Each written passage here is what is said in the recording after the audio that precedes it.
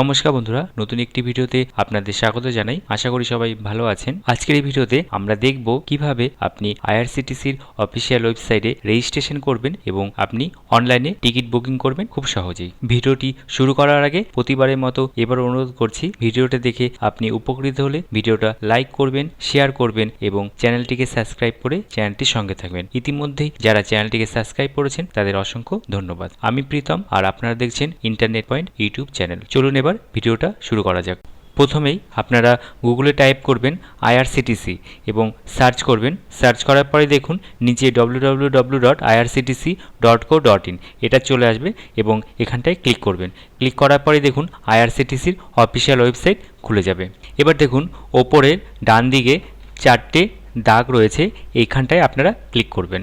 Click করার পরে দেখুন লগ ইন বলে একটা অপশান আসবে, এখানটায় ক্লিক করবেন। ক্লিক করার পরে দেখুন আপনার সামনে একটি পেজ চলে আসবে এবং দেখুন নিচের দিকে রেজিস্টার বলে একটি অপশান থাকবে, এখানটায় ক্লিক করবেন।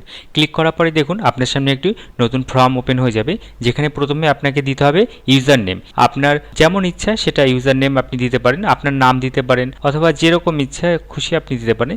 যদি সেটা আইআরসিটিসির কাছে অ্যাভেলেবেল থাকে তাহলেই দেবে, আর না হলে আপনাকে কিন্তু দেখাবে যে ইউজার নেম নট অ্যাভেলেবেল। তখন আপনাকে আপনার নামের সঙ্গে 1 2 3 এরকম কিছু একটা দিয়ে দিতে হবে, বা আপনার পুরো নাম সঙ্গে আপনার টাইটেল 1 2 3 অথবা আপনার জন্মের সাল এরকম কিছু দিয়ে দেবেন, তাহলে দেখবেন অবশ্যই সেটা নিয়ে নেবে। এবার আমি এখানে আমার চ্যানেল অনুযায়ী ইন্টারনেট POI এই পর্যন্ত লিখে দিলাম। এবার আপনার যেরকম ইচ্ছা সেটা আপনি দিতে পারেন। তারপরে এবার পাসওয়ার্ড আপনাকে দিতে হবে। পাসওয়ার্ড কিন্তু আপনার মিনিমাম 8টা ক্যারেক্টার এবং ম্যাক্সিমাম 15টা ক্যারেক্টারের মধ্যে হতে হবে, এবং যার মধ্যে একটি থাকবে বড় অক্ষরের এবং কিছু থাকবে ছোট অক্ষরের এবং কিছু নিউমেরিক ডিজিট, অর্থাৎ 1 2 3 4 5 এরকম কিছু একটা থাকতে হবে। ধরুন পাসওয়ার্ডটা এরকমভাবে লিখতে পারেন, তন্ময়, টিটা বড় হাতের, তারপরে ANMOY ছোট হাতের, তারপরে সঙ্গে 1 2 3 এরকম কিছু একটা দিয়ে দেবেন, এবং সেটা কিন্তু 8 থেকে 15 ক্যারেক্টারের মধ্যে হতে হবে।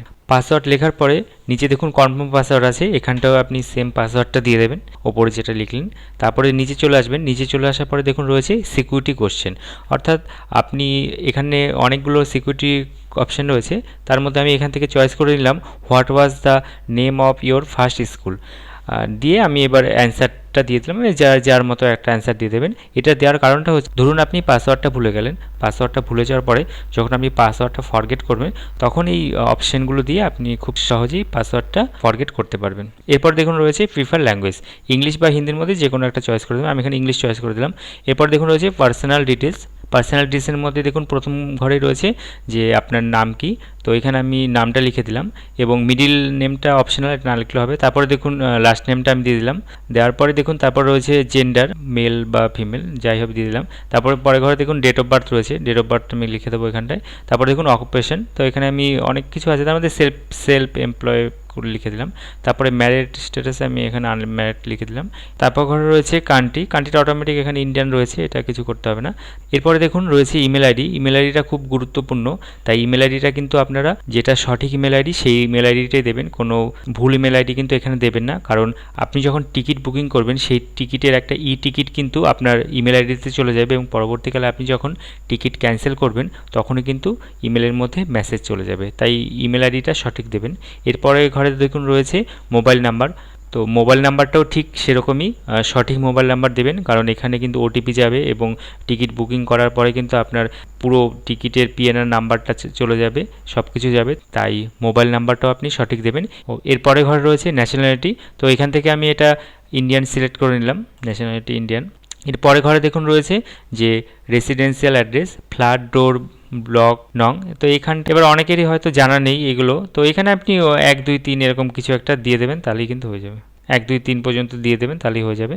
তারপর দেখুন স্ট্রিট ল্যান্ড, এটা অপশনাল, এটা দিতে হবে না। তারপর এরিয়া লোকালিটি, এটা অপশনাল, এখানে দিতে হবে না। তারপর দেখুন পিনকোডটা কিন্তু আপনাকে দিতে হবে, পিনকোডটা দিয়ে দেবেন। পিনকোডটা দেওয়ার পরে দেখুন অটোমেটিক কিন্তু স্টেট যেটা, সেই স্টেটটা এখানে চলে আসলো। চলে আসার পরে দেখুন পরে রয়েছে সিটি অথবা টাউন, এখান থেকে দেখুন এটা কিন্তু অটোমেটিকই এটাও চলে আসলো সিটি বা টাউনটা। তারপরে দেখুন রয়েছে পোস্ট অফিস, এবার আপনার যে পোস্ট অফিস হবে সেই পোস্ট অফিসটা দিয়ে দেবেন, আমি এখান থেকে দিয়ে দিলাম আমার পোস্ট অফিসটা। তারপরে ঘরে দেখুন রয়েছে ফোন নাম্বার, এখানেও আমি ফোন নাম্বারটা দিয়ে দিলাম, আগের যে ফোন নাম্বারটা দিয়েছি সেটা দিয়ে দিলাম। দেওয়ার পরে দেখুন রয়েছে copy residence of office address, তো এটাকে আমি ইয়েস করে দিলাম। তারপরে দেখুন পরে ঘরে দেখুন এখানে একটা চেক বক্স রয়েছে। এবার আপনি এটা দিতেও পারেন, নাও দিতে পারেন, কারণ এটা হচ্ছে বলছে যে IRCTC SBI credit through phone, email, SMS, এটা অপশনাল, এটা দেওয়ার দরকার নেই, এটা টিকটা আপনি তুলে দেবেন। তারপর ঘরে দেখুন রয়েছে I am not a robot, এখানটায় ক্লিক করবেন। ক্লিক করার পরে দেখুন এখানে চলে এসছে যে কিছু ব্রিজের ছবি, মানে ওপরে লেখা রয়েছে ব্রিজ। তো এই ব্রিজ অনুযায়ী নিচের যে ছবিগুলো রয়েছে এর মধ্যে কোন কোন ছবিতে ব্রিজ আছে আমাকে সেইগুলো টিক করতে হবে। তো আমি ব্রিজ যেগুলো আছে সেগুলোতে পরপর টিক করে দিলাম। টিক করে হ্যাঁ, সবকটা আমার দেওয়া হয়ে গেছে ব্রিজ, 3টেতেই আছে ব্রিজের ছবি, আরগুলোতে নেই। এবার দেওয়ার পরে আমি নিচে এটা ভেরিফাই ক্লিক করব। ভেরিফাই দেখুন ক্লিক করার পরে তো এটা ভেরিফাই হয়ে গেল। তারপর নিচের ঘরে এই যে চেক বক্সটা আছে এখানটায় ক্লিক করব। ক্লিক করার পরে আমি রেজিস্টার অপশানে ক্লিক করব। এবার রেজিস্টার অপশানে ক্লিক করার পরে কিন্তু আমার রেজিস্টার হয়ে গেল। এবার আমি আবার লগ ইনে চলে যাব। লগ ইনে চলে যাওয়ার পরে এবার আমি যেই ইউজার নেমটি নিজে ক্রিয়েট করেছিলাম এবং যেই পাসওয়ার্ডটি ক্রিয়েট করেছিলাম সেটা আমি এখানে কিন্তু বসিয়ে দেবো। বসিয়ে দেওয়ার পরেই আমি এখান থেকে আবার লগ ইন করে নেব।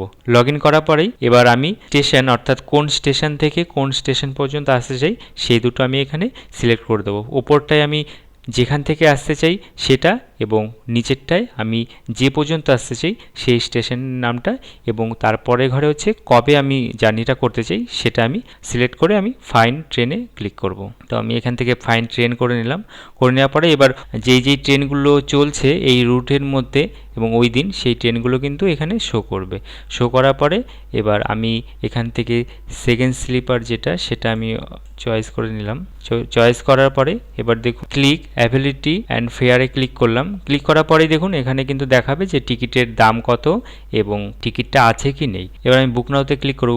বুক নাওতে ক্লিক করার পরেই এখানে একটা এগ্রি করতে হবে, সেটাকে আমি ক্লিক করলাম। করার পরে দেখুন প্রথম ঘরে আমাকে দিতে হবে প্যাসেঞ্জারের নাম, অর্থাৎ আমি যার টিকিটটা কাটছি মানে যে আসবে তার নামটা প্রথম ঘরে দিয়ে দেবো, এবং তারপরের ঘরে হচ্ছে তার বয়স কত সেই বয়সটা আমি দিয়ে দেবো। তারপরে সে মেল না ফিমেল সেটা, আর কোন সিট আমি পছন্দ করছি সেই অনুযায়ী আমি সেই সিটটা এখানে চয়েস করবো। লোয়ারটা আমি চয়েস করে দিলাম।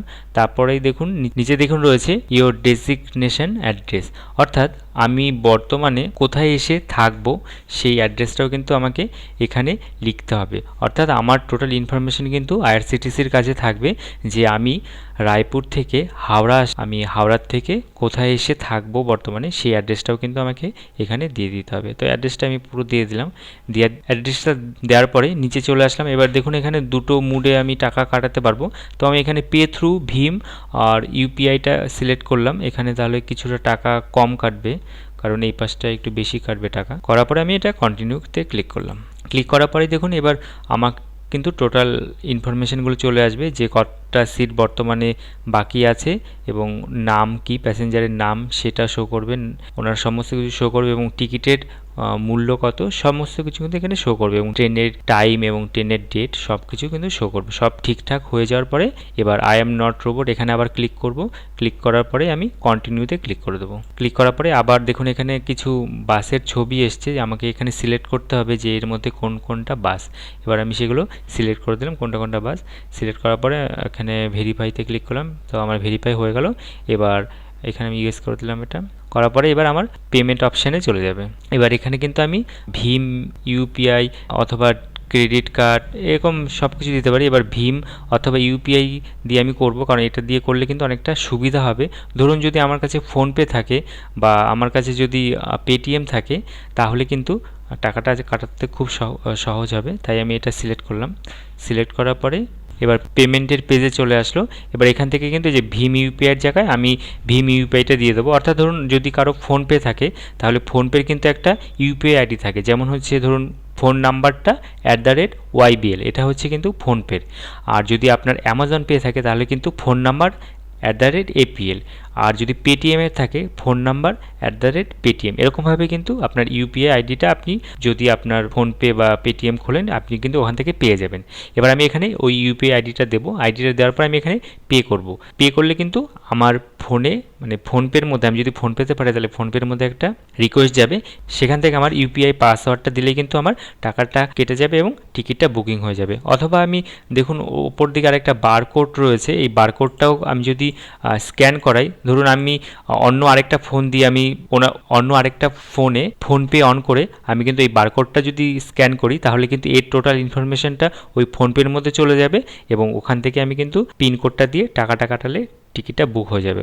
টাকাটা কাটানোর পরেই এবার টিকিটটা কিন্তু বুক হয়ে গেল এবং উপর দিকে WL লেখা রয়েছে, মানে টিকিটটা ওয়েটিং হয়ে গেছে এবং নিচের দিকে দেখুন টোটাল ইনফরমেশনগুলো কিন্তু পরপর সব কিছু রয়েছে এবং কত টাকা কেটেছে এবং প্যাসেঞ্জারের নাম সমস্ত কিন্তু রয়েছে। এবার এটা আপনি প্রিন্ট করতে পারেন অথবা আপনি আপনার ফোনে স্ক্রিনশট করেও রাখতে পারেন এবং আপনার ফোনে মেসেজের মাধ্যমেও কিন্তু আপনার পিন নাম্বারটা চলে যাবে। এইভাবে আপনি কিন্তু মোবাইলের মাধ্যমে আপনি ট্রেনের টিকিটগুলো কাটতে পারবেন খুব সহজেই। আজকের ভিডিওটা এ পর্যন্তই। ভিডিওটা দেখে আপনি উপকৃত হলে ভিডিওটা লাইক করবেন, শেয়ার করবেন এবং চ্যানেলটিকে সাবস্ক্রাইব করবেন। আজকের ভিডিওটা এখানেই শেষ করছি। দেখা হবে নতুন আরেকটি ভিডিওতে। ধন্যবাদ।